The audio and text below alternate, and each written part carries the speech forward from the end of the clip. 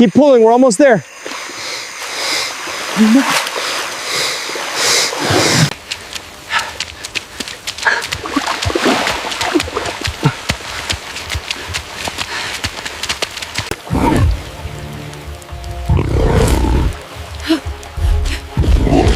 On the dark Amazon forest floor, this little watermelon runs around fearlessly.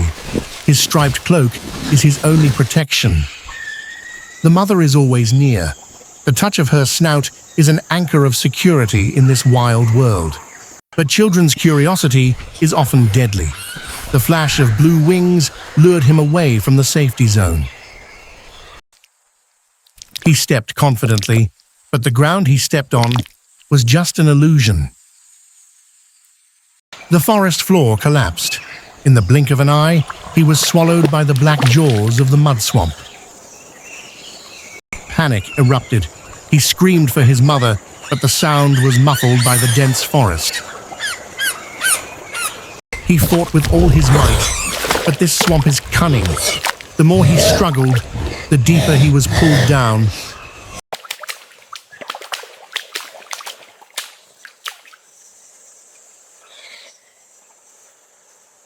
Her mother came, but she stopped. She knew her own weight would make her sink if she stepped in. His strength is gone. The cold mud is now gripping him tightly, holding him like a living statue.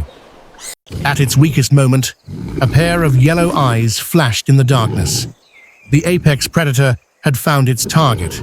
The ghost of the forest appears, the Lord of the Shadows, who has been lurking since the beginning. He crept down like a drop of water, silently, headfirst, defying gravity perfectly. The mother froze. Every forest dweller's nightmare was now sliding down towards her child. The safe distance was lost. Death landed just 2 steps away from the helpless little one. Stuck in the mud, stared at by those yellow eyes, the little one's blood seemed to stop flowing. Mother instinct took over. She charged. She tried to bully the king of the jungle into backing down. But the king of the jungle knows no fear. One hiss, one swipe of his claws is enough to confirm who is the ruler here. His courage was broken. He knew if he fought physically, he would die in vain. The cat is in no hurry. He knows his prey can't run. He enjoys the fear. She had to do the unimaginable, leave her child behind for her only chance of survival. He ran not to escape, but to search. His 300-kilogram body charged through the forest like a living tank. His sensitive nose picked out the millions of scents of the forest. He searched for an unfamiliar scent, the scent of hope. Obstacles mean nothing. A mother's adrenaline makes her do the impossible. The road is open. A man-made path cuts through the dense jungle.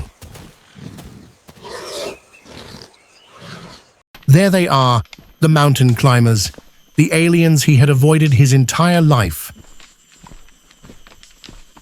Look out! Behind you! For the climbers, this was terror, a giant animal charging towards them without warning. But she didn't attack. She braked. She stopped right at the edge of their fear. She wasn't threatening. She was pointing. A desperate gesture that violated all the natural instincts of a liar. Why isn't she running? Why is she pointing back into the darkness? Something serious is happening. It was an invitation. "Follow me," she said, "before it's too late." Are you sure we should go this way? I don't know, that sign says no entry. But the mother would not accept rejection. She screamed, not with anger, but with universal sorrow. There is a language that does not need to be translated, the eyes of a mother who has lost her child. Humanity overcame fear. They stepped out of their comfort zone into the wild. Their guide was a 3-pound jungle tank. He cleared the way, breaking thorny branches for his new followers. The forest is getting darker and denser. Every step is a struggle against wild nature.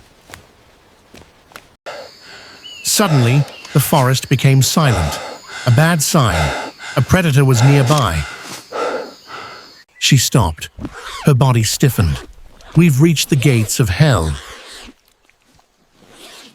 There. A tragedy that almost ended. The little one had given up, drowning in the embrace of the mud. But they are not alone. The death guard is still waiting for his turn, and he does not like to be disturbed. This is a dead end. The king of the jungle won't give up his dinner without a fight. They don't have guns.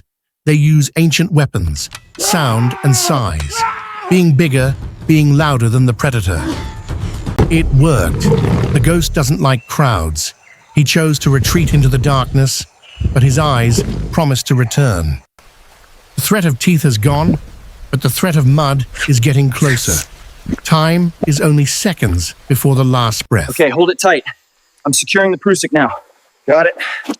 Full intention. We're anchored. Hold on, little one. I'm coming. Don't let go. You're all right, I've got you. Contact. Human hands meet the cool skin of the little one. There is still life there. But the swamp is greedy. The vacuum effect holds the small bodies together like super glue. One person alone is not strong enough. Keep pulling. This requires everyone's energy. 1, 2, 3, pull. Man against the forces of nature. And with one last desperate tug, the death grip was finally broken. We're at grid reference 1, 8 south, 5, 5 east. Send help immediately, we're running out of time. The little body was shivering violently. Hypothermia was imminent. He was no longer a wild animal, but a patient who needed to be saved. A race against time. A mother tapir entrusts her child's life to the creature she once feared. Dead end. The forest ghost is back for round 2. He's claiming what he thinks is his. They were cornered. Carrying valuable cargo made them easy targets. But this time, the mother didn't back down. She became a human shield, charging at the predator with full force. The combination of a human and an angry mother was too risky. The ghost disappeared, this time for good. A blue light split the darkness. Medical aid has arrived at the edge of the forest. From black mud to white sheets, human technology is now taking over the struggle for life. Squealing. A long night passed. With warmth and care, his heartbeat stabilized again.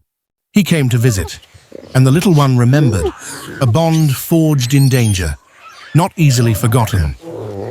The forest calls them back, but this time, there is one human they will always remember as a protector, not a threat.